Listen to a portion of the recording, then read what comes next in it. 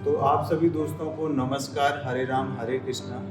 दोस्तों, आज मुझे बड़ी खुशी है इस वीडियो को बनाने में। तो भगवान परशुराम एक तरह से भगवान का ही छठा अवतार माना जाते हैं और उन्होंने कई बार क्षत्रियों का 21 बार क्षत्रियों का उन्होंने संहार किया। जाने अनजाने में भी हम लोग बहुत सारा पाप करते हैं, तो भगवान शिव इतने पसंद हुए क्योंकि भगवान शिव भी भगवान राम के भक्त हैं। मतलब हम कह सकते हैं आज की डेट में अगर कोई लालच करता है तो कोई बुरा ही नहीं है, भगवान शिव भी लालच में फंस गए। लेकिन ये देखिए कि वो किस चीज की लालच में फंसे। अब मैं ऑफिस में लेट हो जाता हूँ, 9 या 10 या 11 बज जाते हैं, है ना। तो फिर 11 बजे तक हमारी जो वाइफ होगी वो क्यों वेट करेगी खाने? देखिए तब तक तो बेचारी तब तक वो खुद भूख से कूदने लगेगी और मैं गाली भी देने लगेगी। नहीं, बिल्कुल आपकी बात से मैं सहमत हूँ। मान लीजिए बहुत बड़ा समुद्र है, अब आप कुत्ते का पूछ पकड़ेंगे तो तैर नहीं सकते ना, डूब जाएंगे। लेकिन जब भगवान का पवित्र नाम हरे कृष्णा कृष्णा कृष्णा हरे हरे, हरे राम राम राम हरे हरे, इस महामंत्र का जब आप जप करेंगे तो जो समुद्र है ना, गाय के खूर देखा है, छोटा बच्चा का खूर होता है ना गाय, वो इतना छोटा समुद्र है। तो आप सभी दोस्तों को नमस्कार, हरे राम हरे कृष्णा। दोस्तों, आज मुझे बड़ी खुशी है इस वीडियो को बनाने में, क्योंकि मैं इस्कॉन टेम्पल वृंदावन भी गया हूँ, क्योंकि वृंदावन के पास का रहने वाला हूँ। और ईस्ट ऑफ कैलाश बहुत ज़्यादा था क्योंकि मेरा नेहरू प्लेस में ऑफिस था। तो मैं जैसे सुबह निकलता था तो इस्कॉन टेम्पल से निकलता था ईस्ट ऑफ कैलाश के, और शाम को जाते वक्त भी।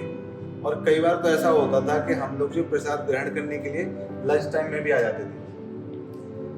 तो अभी अक्षय तृतीया आने वाला है और मैं खासकर देखता हूँ अक्षय तृतीया जो है इस्कॉन टेम्पल ही ज़्यादा मनाता है। तो इसके लिए मैंने प्रभु जी से यहाँ पर भी गुड़गांव में इस्कॉन टेम्पल जब मैं आया तो इनसे मुलाकात हुई मेरी। तो प्रभु से मैंने कहा कि चलो हम जो है अक्षय तृतीया के लिए वीडियो बनाते हैं और इसकी विशेषता बताते हैं कि इस्कॉन टेम्पल ही क्यों मनाता है। तो प्रभु जी से कहूँगा मैं वो अपना परिचय भी आपको खुद ही देंगे। तो प्रभु हरे राम हरे कृष्णा। हरे कृष्णा। मेरा नाम रघुवीर प्राणदास है, क्योंकि एक्चुअली हम लोग इस्कॉन में आने के बाद हम लोग का नाम चेंज हो जाता है। अच्छा। तो रियल नाम क्या है आपका? रियल नाम मेरा राहुल है। राहुल। और वैसे मेरा दीक्षित नाम रघुवीर प्राणदास है। और मैं काफी समय से ईस्ट ऑफ कैलाश में ही था, अभी 2-3 महीना हुआ मेरे को यहाँ पे आए हुए। तो अभी जैसे कि आप अक्षय तृतीया के बारे में जानना चाहते हैं, तो अक्षय तृतीया में हमारे इस्कॉन में बहुत ही धूमधाम से अक्षय तृतीया मनाया जाता है। क्योंकि जैसे और सारे प्रोग्राम होते हैं, जन्माष्टमी हो गया, गौर पूर्णिमा हो गया, उसी तरह से हम लोग अक्षय तृतीया को भी बहुत महत्व दिया जाता है, क्योंकि ये स्पेशल ठाकुर जी के लिए सेवा होता है और बिल्कुल क्लोज सेवा होता है ठाकुर जी का। अक्षय तृतीया में हम जब ठाकुर जी की सेवा करते हैं तो उससे हमारा प्रेम बढ़ता है ठाकुर जी से। तो जैसे कि अक्षय तृतीया और भी बहुत सारे अवतार हुए हैं, बहुत सारी लीलाएं हुए हैं। भगवान परशुराम का भी प्रकट दिवस हुआ है। तो भगवान परशुराम एक तरह से भगवान का ही छठा अवतार माना जाते हैं और उन्होंने कई बार क्षत्रियों का 21 बार क्षत्रियों का उन्होंने संहार किया। क्योंकि जब भगवान राम का इस धरातल पे अवतार हुआ था तो उस समय बहुत सारे ऐसे क्षत्रिय थे जो क्षत्रिय थे लेकिन अधर्म कर रहे थे। तो भगवान परशुराम ने उनका संहार किया था अपने फरसे के द्वारा। तो एक वाल्मीकि रामायण में भी भगवान परशुराम को ही भगवान का अवतार बताया गया था। ये जो हमारे परशुराम भगवान जो है राम के ही अवतार, राम के अवतार। तो इस तरह से कितने अवतार हैं भगवान राम के? भगवान राम के और भी बहुत सारे अवतार हैं, लेकिन मेन जो है वो कृष्ण से ही प्रकट होता है अवतार। जितने ही भगवान के अवतार होते हैं, राम अवतार जो है वो भी भगवान कृष्ण का ही एक अंश है। तो भगवान अलग अलग अवतार लेते हैं अलग अलग लीला करने के लिए। तो इसके बाद दूसरा प्रकट होता है भागीरथी को जानते आगे, जिन्होंने उनके कई पूर्वजों ने प्रयास करने के बाद भागीरथी ने लास्ट में प्रयास किया तो गंगा मैया प्रसन्न होकर इस धरातल पर आने के लिए मंजूर थी। वो उनसे पसंद होकर उनको बोला कि ठीक है, मैं आपसे पसंद हूँ, मांगो क्या वरदान चाहिए तुम्हें। तो उन्होंने बोला कि आप मेरे पूर्वजों का उद्धार कीजिए। मेरी 3 पीढ़ियां आपको मनाने में, आपकी मतलब आपको पसंद करने में ही उनका समय चला गया और आप पसंद नहीं। लेकिन देखिए, कोई भी कार्य होता ना, तो अगर 3 आदमी करते हैं ना, मान लीजिए आपके पिताजी ने किया काम, वो काम आपने भी किया, और जब आपके बच्चा करेगा तो उसमें 100% सक्सेसफुल मिलेगा। तो ऐसे भागीरथी जी को भी सक्सेसफुल मिला और गंगा मैया उनसे पसंद होगी और उनको बोला कि ठीक है, मैं इस धरातल पर आके सब पतितों का उद्धार करूंगी। तो बोला कि अगर ठीक है, मैं इस धरातल पे आऊंगी और सबका उद्धार करूंगी। बहुत सारे पापी लोग हैं, मुझ में आके स्नान करेंगे तो मैं तो अपवित्र हो जाऊंगी, क्योंकि गंगा तो पवित्र है, तो अपवित्र होगा तो मैं कहाँ जाकर शुद्ध होंगे।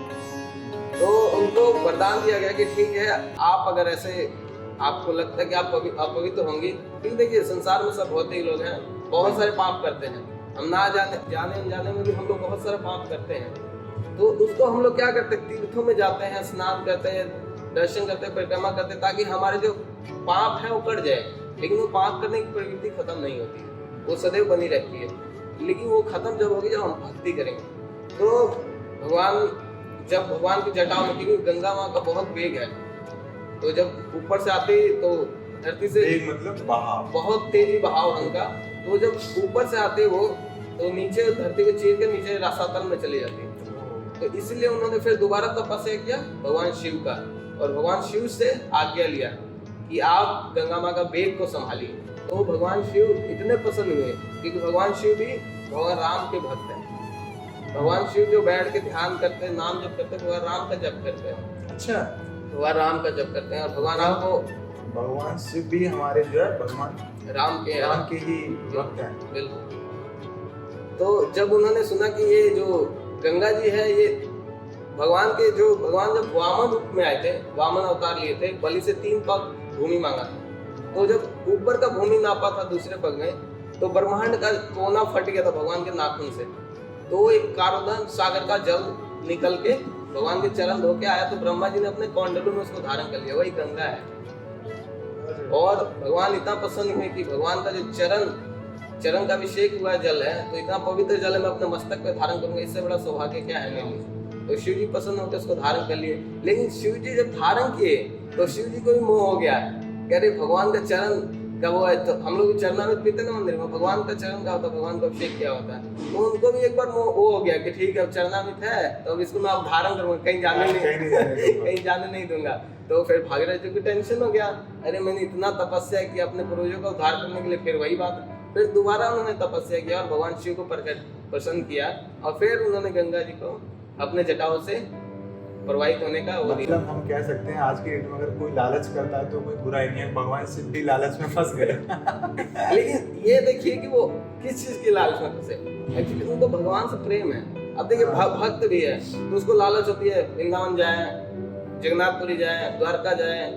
भगवान एक चीज भक्तों का लालच होता है ना, भगवान से संबंधित होता है, कोई भी लालच होगा। तो ये वाला जो मंदिर आने जाने का सिलसिला मेरा दोबारा जो शुरू हुआ है, तो लालच मैंने सही किया ना। बिल्कुल, देखिए आप भगवान से अगर लालच करेंगे तो फायदे में रहेंगे, बहुत ही दुनिया में करेंगे तो घाटे में ही रहेंगे, चाहे आप कितना बड़ा ही करिए लालच। लेकिन भगवान से थोड़ा सा भी लालच करेंगे ना, तो भगवान उससे कई गुना आपको देंगे।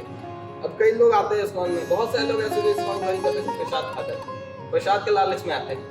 देखो प्रसाद खाते खाते भगवान के भक्त बन जाते। तो दूसरा रीजन तो ये था कि ये हुआ, और तीसरा रीजन है कि जब पांडव लोग को 14 वर्ष का जो वनवास मिला था, तो वनवास के समय जंगल में गए, तो उस समय, आजकल तो जंगल तो रहा नहीं, बहुत कम है। आजकल तो जंगल में भी आपको जोमेटो मिल जाएगा, जंगल में भी सारी सुविधाएं। लेकिन उस समय जंगलों में ये सब सुविधाएं नहीं होती थी। कंद मूल जो फल मिलते थे, पत्ते होते थे, वो खा के लोग गुजारा करते थे। तो जब पांडव गए जंगल में वानप्रस्थ के समय वो लोग, तो उसमें क्या था कि अब क्योंकि द्रौपदी थी साथ में और 5 लोग हैं, तो कैसे खाएंगे क्या। तो भगवान उस समय उनको एक अक्षय पात्र दिए थे, जिसका पात्र का बहुत विशेषता थी कि वो चाहे तो लाखों करोड़ों लोग को भी खिला सकते उसमें। लेकिन उसका कंडीशन ये था कि अगर द्रौपदी नहीं खानी चाहिए, द्रौपदी अगर खा लेगी तो उसमें दोबारा कुछ नहीं मिलेगा। क्यों, ऐसा क्या था इसमें? एक्चुअली भगवान ने वो वरदान दिया था द्रौपदी को कि जो अक्षय पात्र था वो द्रौपदी को इसलिए बोला गया कि तुम सबसे लास्ट में खाना, जब सबका हो जाएगा खाना उसके। इसलिए हमारे भारत में आज भी प्रथा है कि स्त्रियां जो होती हैं वो सबसे लास्ट में खाना, सबको खिलाने के बाद सबसे लास्ट में खाती है। बट इस मैं रोकना चाहूँगा आपको, इसमें हमें लगता नहीं कि हम महिलाओं के साथ एक तरह से जाती करते हैं, ऐसा कुछ ऐसा नहीं। देखिए हमारे जो सपोज कीजिए जैसे मैं ऑफिस जाता हूँ, अब मैं ऑफिस में लेट हो जाता हूँ, 9 या 10 या 11 बज जाते हैं, है ना। तो फिर 11 बजे तक हमारी जो वाइफ होगी वो क्यों वेट करेगी? एक्चुअली देखिए तब तक तो बेचारी वो तब तक वो खुद भूख से कूदने लगेगी और हमें गाली भी देने लगेगी। नहीं, बिल्कुल आपकी बात से मैं सहमत हूँ। लेकिन देखिए अगर उनको ज़्यादा भूख लग रहा है तो आपको कॉल कर सकते हैं कि हाँ मैं खा लेती हूँ, आपके लिए मैं बना के रखा। लेकिन देखिए जो कि हमारी संस्कृति है वो ये है कि जब पति मतलब पति परमेश्वर कहा जाता है, हमारे भारत में पति को परमेश्वर कहा जाता है। तो कोई भी आराध्य होगा, कोई भी मतलब जैसे मैं हूँ साधक हूँ, भक्ति कर रहा हूँ, तो मेरे आराध्य भगवान है। तो जब तक मैं अपने भगवान को नहीं खिलाऊंगा, मेरे को तो भूख लगेगी। तो एक भगवान से हमारा जो संबंध होता है ना, तो जब पत्नी का पति से संबंध होता है ना, तो उसको भूख प्यास नहीं लगती, उसको सिर्फ अपने पति दिखता है कि हाँ पहले पति की सेवा करना है, उसके बाद जो बचेगा ना। पत्नियां हमेशा पति का जूठा ही खाती हैं। और अगर आज के समय में तो पति पत्नी दोनों ही आज काम करते हैं। अब किसी को अब जो काम करता है सारे दिन, तो शाम को तो होता ही है, हर किसी को मतलब भूख लगी आती है। उस टाइम क्या देखिए, ये कलयुग है और कलयुग में सब कुछ छूट है, आप जो मर्जी कीजिए। कलयुग एक्चुअली कलयुग दोषों का सागर ही है, यहाँ सिर्फ दोष ही दोष है। लेकिन इसमें एक गुण है जो महत्वपूर्ण है, जो कि परीक्षित महाराज भागवतम के स्टार्ट में जब कली आया, कली का आरंभ हुआ, तो उस समय परीक्षित महाराज ने कली को स्थान दिए 4 जगह, जहाँ जुआ होता है, जहाँ स्त्री संबंध होता है, और भी 1-2 जगह दिया था उन्होंने संबंध। तो ये सब 4 स्थानों उन्होंने, जहाँ सोना होता है, तो ये सब स्थानों पर जगह देके जब वो चले गए, तो कली बहुत जोर जोर से हंसने लगा, अरे तुमने इतना जगह स्थान दे दिया, अब मैं उनको, मेरा तो राज ही राज है, क्योंकि उन्होंने भी स्वर्ण पहना हुआ था। तो ये सब देख के वो कली हंसने लगा। तो परीक्षित महाराज बोले, हंस क्यों रहे हो? तो उन्होंने बोला, अरे तुमने 4 जगह स्थान दिया, कलयुग में मैं करने दूंगा लोगों को, तब तो आप, क्योंकि परीक्षित महाराज ये सोच के उनको बहुत ये जो कलयुग है ये बहुत ही दोषों से भरा हुआ है, लेकिन इसमें एक गुण है कि भगवान का जो नाम है, पवित्र नाम, उस नाम को लेकर हम भवसागर इजीली पार कर सकते हैं। मान लीजिए बहुत बड़ा समुद्र है, अब आप कुत्ते का पूछ पकड़ने के तैयार नहीं सकते ना, डूब जाएंगे। लेकिन जब भगवान का पवित्र नाम हरे कृष्णा कृष्ण कृष्ण हरे हरे, हरे राम राम राम हरे हरे, इस महामंत्र का जब आप जप करेंगे, तो जो समुद्र है ना, गाय के खूर देखा है, छोटा बच्चा का खूर होता है ना, वो इतना छोटा समुद्र है, उसको पार करने आप ऐसे आराम इजीली ला सकते हैं। लेकिन उसके लिए आपको भक्ति करना पड़ेगा, और इसके लिए ये नहीं कि आपको सब कुछ छोड़ के साधु बनना है मेरी तरह। आप अपना घर में रह के आप अपना गृहस्थी देखकर भक्ति कर सकते हैं, अपना बिजनेस चला के आप जैसे आपको कंफर्टेबल हो वैसे आप भक्ति कर सकते हैं। नहीं, मैं भी यही मानता हूँ सर। ऐसे भी मैं शुरू से मैं वैसे माता रानी का बड़ा भक्त रहा हूँ, और पहले मैं बिना दुर्गा चालीसा पढ़े घर से बाहर नहीं निकलता था। ये तो कुछ मेरी परिस्थिति ऐसी रही, मेरी एक्चुअली माँ नहीं है, उनके जाने के बाद थोड़ा सा मेरा ध्यान भटक गया।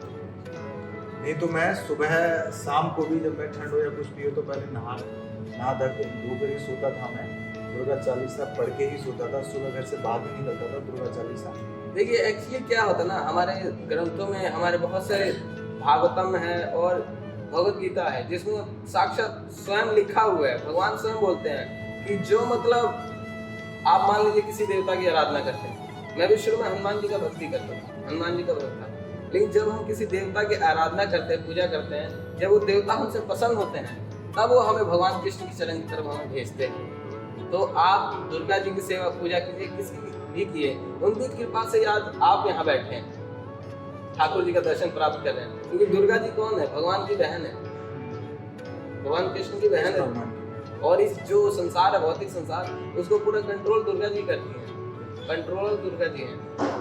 नहीं, मैं तो मानता नहीं हूँ इस बात को। अगर संसार में अगर महिला न होती तो हमारा जीवन बिल्कुल वो है, तो हम हमारे देश में है कि एक मेल ईगो प्रधान देश है, पुरुष प्रधान देश टाइप की बात हो जाती है। बट रियल जीवन तो वही है कि अगर महिला है तो हम हैं, अदरवाइज कुछ नहीं। माता के बिना तो, क्योंकि जब संसार का जब विस्तार हुआ तो उसमें माता की जरूरत पड़ी, बिना माता का विस्तार माँ के सिर्फ 2 माता, द्वितीय के कारण ही पूरा संसार फैला। तो हम उन सभी की संतान हैं। तो और इसका क्या क्या महत्व है अक्षय तृतीया का जो आज के? तो ऑलमोस्ट हमने 3 टॉपिक तो कंप्लीट कर ही दिया है जी। तो मेन टॉपिक पे आते हैं हम, जो अक्षय तृतीया के विषय में था। तो अक्षय तृतीया जो हमारे इस्कॉन में ही बहुत, हमारे एक आचार्य हुए माधवेंद्रपुरी, तो माधवेंद्रपुरी वृंदावन में रहा करते थे, भजन किया करते थे अपना, और बहुत ही जाने माने संत थे माधवेंद्रपुरी। माधवेंद्रपुरी बहुत ही प्रसिद्ध संत थे, जो कि वृंदावन में रहा करते थे और मधुकरी करके अपना जीवन यापन करते थे। और देखिए, आजकल साधु संत होते थे, उनको रहने के लिए रूम चाहिए, हर चीज फैसिलिटी चाहिए, लेकिन उस समय के संत होते थे, उनको रहने की कोई टेंशन नहीं, सिर्फ ठाकुर जी के भजन में रुचि होना चाहिए। रुचि लेते, आनंद लेते थे। और कहीं भी जगह मिला, पेड़ के नीचे, कोई भी जगह, वहाँ रहते थे। और ब्रजवासियों के घर गए, वहाँ मदद करेंगे, या 2 रोटी 4 रोटी लेके आए, और उसी में 2 दिन 3 दिन अपना गुजारा कर लेते थे। तो माधवेंद्रपुरी बहुत ही उच्च कोटि के संत थे। और एक दिन क्या हुआ, माधवेंद्रपुरी गोविंद कुंड के पास विश्राम कर रहे थे, और उसी समय स्वप्न आया उनको। और स्वप्न में भगवान ने बोला कि हे माधवेंद्रपुरी, मैं ही पास के एक कुआं है, उसमें मेरे को ना दबाया गया है, तो आप वहां से मेरे को निकालो, वहां मेरे को गर्मी हो रही है। ये उस समय की बात है जब मंदिर तोड़े जा रहे थे। जब उस समय ब्रिटिश लोग मंदिर को तोड़ रहे थे, हमारे ब्रिटिश मुगल लोग। मुगल लोग, तो मुगल लोग हमारे बहुत सारे जो सनातन मंदिर थे उनको बहुत सारे तोड़ा गया। तो इस चक्कर में बहुत सारे ऐसे जो विग्रह थे हमारे, जो बहुत प्रसिद्ध विग्रह थे, उनको जयपुर में स्थानांतरित किया गया, छुपाकर, चोरी चोरी। तो इस समय क्या हुआ कि जब उन्होंने सपने देखा तो उठे और सोचने लगे, रे गोपाल मेरे सपने में आया और मुझे बोला ऐसे। तो उन्होंने सभी ब्रजवासियों को बुलाया और वहाँ मीटिंग किया कि गोपाल सपने में आया और यहाँ पे ऐसे ऐसे मेरे को सपना आया, तो आप लोग यहाँ खड्डा खोदिए। जो खड्डा खोदा गया तो नीचे गोपाल दिख रहा था, उनको निकाला गया था। कहाँ भगवान है, कहाँ स्थापित किया जाए, तो उन्होंने गिरिराज जी के ऊपर स्थापित किया और वहाँ एक मंदिर बनाया गया उनके लिए, ईंट पत्थर रखे, उसके लिए टेम्परेरी मंदिर बनाया उस समय। पहले तो इतना वो नहीं होता था ना, सीमेंट ये वो सब चीजें, इतने कारीगर नहीं होते थे, उस समय पत्थरों से बनता था। तो बड़े बड़े पत्थर रख के एक मंदिर बनाया गया। और फिर चलो मंदिर का तो काम हो गया, अब भगवान को, क्योंकि मंदिर बन गया, भगवान को स्थापना करना तो अभिषेक होता है भगवान का। तो अभिषेक के लिए जितने ब्रजवासी थे, सभी ब्रजवासी अपने अपने घर से जितना हो सके दूध, दही, घी, मक्खन जो जो था सब लेके आए और भगवान का बहुत ही बड़ा अभिषेक किया और बहुत धूमधाम से। और भगवान का अभिषेक के बाद जितने ब्रजवासी थे, उनकी जितनी सामर्थ्य थी, उस हिसाब से वो लोग भंडारा किए। जो जो आज के समय में हम लोग क्या भंडारा करते हैं, तो थोड़ा सा 200-400 लोग लेकर आते हैं, लेकिन ब्रजवासियों का जो प्रेम था ठाकुर से इतना था कि उनके पास जितना था ना सब ठाकुर जी के लिए। नहीं, ये तो हमारे ब्रज में है, क्योंकि ब्रज मेरे वहीं तक लगता है पूरा। ये बात तो तो वो सब चीज वो लोग इतना, अब गोवर्धन पूजा होता तो ब्रजवासियों के पास जो होता था ना पूरा लगा देते थे। ये नहीं सोचते थे कल हमें क्या खाना है, क्या नहीं करेंगे, वो सब। आज भी जब परिक्रमा लगती है ना, तो जो भी ब्रजवासियों से होता है परिक्रमा में, उनकी सेवा में वो करते हैं, टेंट लगा के, ये करके, वो करके, मतलब कुछ भी जो भी उनसे सेवा बनती है परिक्रमा लगाने वालों की, वो पूरी करते हैं। ये बात तो उसके बाद क्या हुआ, माधवेंद्रपुरी ने स्थापना कर दिया गोपाल का। तो गोपाल का सेवा करने लगे, एक शिष्य भी रख लिया उन्होंने। और वो गोपाल की सेवा करते करते कुछ समय बाद क्या हुआ, गोपाल दोबारा स्वप्न दिए, ये माधवेंद्रपुरी काफी समय जमीन के अंदर रहने के पश्चात मेरा शरीर तप रहा है, मुझे गर्मी लग रही है, तो आप ऐसा करो मलयगिरी पर्वत जाओ, जो कि उड़ीसा में पड़ता है, तो वहां जाओ और वहां से आप चंदन लेके आओ। तो चंदन और कपूर का पेस्ट इसलिए लगाया जाता है क्योंकि भगवान को गर्मी हो। और हाँ, तो इसलिए माथे में भगवान को पूरे शरीर पर लगाया, पूरे बॉडी पे लगाया। उससे क्या होता है, जब चंदन यात्रा स्टार्ट होता है, उस दिन से सूर्य बिल्कुल सेंटर में होता है। उस दिन से लेके 21 दिन तक सूर्य बिल्कुल सेंटर में रहता है और उस दिन बहुत 21 दिन तक कंटिन्यू बहुत गर्मी होता है। तो इस्कॉन में भी 21 दिन तक चंदन यात्रा का प्रोग्राम चलता है। तो माधवेंद्रपुरी ये सपने देखे और अपने शिष्य को बोले कि ठीक है, अब तुम पूजा देखो भगवान का, गोपाल का सेवा करो और कोई भी त्रुटि नहीं होना चाहिए, गोपाल की अच्छी से सेवा करो तुम, मैं जाता हूँ चंदन लेने। तो पहले के जमाने में साधन नहीं होता था, ऋषि लोग पैदल पैदल हजारों किलोमीटर चले जाते थे, और कहाँ वृंदावन, कहाँ उड़ीसा। तो जाते जाते रेमुना में एक रेमुना जगह है, बहुत प्रसिद्ध जगह है, वहाँ खीरचोर गोपीनाथ भगवान बहुत फेमस है। पहले भगवान का नाम खीरचोर गोपीनाथ नहीं था, लेकिन जब माधवेंद्रपुरी वहाँ गए, दर्शन किए, वहाँ रुके, तो उन्होंने देखा भगवान को स्पेशल खीर रखता लग, जैसे बर्तन और मिट्टी का वो पोट आता था छोटे छोटे, उसमें भोग लगता था, भोग लग रहा था, तो पुजारी भोग लगा रहा था। तो उन्होंने देखा ये क्या चीज है, और इतना अमृत केली बोलते हैं उसको, जो खीर है उसका नाम है अमृत केली, अमृत केली। तो उसको देख के उनके मन में ये आया कि अरे अगर ये मेरे को थोड़ा चखने को मिल जाता ना, तो मैं अपने गोपाल के लिए ऐसा खीर बनाता। अपने लिए नहीं सोचा, सिर्फ गोपाल के लिए कि अगर ये मेरे को मिल जाता तो पता चल जाता क्या क्या उसमें सामान डाला गया, और उस हिसाब से मैं बना के अपने गोपाल को खिलाता। बस इतना सोचा, लेकिन कुछ ही क्षण में उनको रियलाइज, अरे अभी तो भोग भी नहीं लगा, और मैंने ये सब सोच के उनको बहुत अपने को घृणा होने लगी कि मैं कैसा भक्त हूँ, अपने आप को भोगने के लिए मैं वो कर रहा हूँ। लेकिन उन्होंने अपने लिए नहीं, भगवान को पसंद करने, भगवान के लिए उन्होंने सोचा। लेकिन उनको एक तरह से वो होने लगे कि भगवान को भोग लगने से पहले इसलिए भक्त लोग भी कुछ भी खाते नहीं भगवान को भोग लगने से। हाँ तो भगवान को ऑफर करने के आज बाद- भी किसी के भी घर में अगर गोपाल लड्डू के लिए भी मतलब ये होता है, कुछ भी बने पहले उनको बिल्कुल भोग क्योंकि लगाओ, उसके भगवान बाद- को भोग लगा के खा हम लोग, लेकिन वैसे हम चीजें खाते हैं ना जो वो एक तरह से पाप खा रहे हैं, हम खा रहे हैं, लेकिन जब भगवान को ऑफर कर देते हैं तो वो शुद्ध हो जाता है। तो ये सब चीजें उन्होंने देखा तो वहां से वो चले गए और आके मार्केट में देखा ऐसे रुके। तो भगवान ने क्या किया, जब वहाँ पोर्ट लगा था, भोग लगा था, उसमें से एक बर्तन भगवान ने उठा के उन्हें पैर के पीछे रख दिया छुपा के। और फिर पुजारी आया तो देखा एक बर्तन का लगता है मैंने कम लगाया, तो उठा के वो ले गया और भगवान को सुला के जाकर पुजारी सो गया। तो पुजारी के स्वप्न में भगवान आए कि उठो जल्दी नहाओ अल्टर में जाओ, मैंने अपने चरण के पीछे खीर का बर्तन छुपाया, तो माधवेंद्रपुर मेरा भक्त आया है और मार्केट में है, उसको जाके बर्तन देख के आओ। तो पुजारी उठा रहे स्वप्न देखा हो, उठा नहाया जो है और अल्टर में जाके देखा तो सच में भगवान खीर चोरी की है, छुपा के रखे चरण में। और वो ले जाके चिल्लाने लगा इतना उस समय कि इतना महान भक्त कौन आ गया जिसके लिए भगवान ने चोरी की है। तो चिल्लाने लगा माधवेंद्रपुरी कौन है, माधवेंद्रपुरी कौन है, माधवेंद्रपुरी। तो माधवेंद्रपुरी बोले कि हाँ मैं ही। तो बोले कि भगवान ने आपके लिए खीर चोरी। माधवेंद्रपुरी इतना भाव विभोर हो गया, रोने लगे कि ठाकुर जी मेरे कारण चोर बन गए। और उस दिन से भगवान का नाम खीर चोर गोपीनाथ हो गया।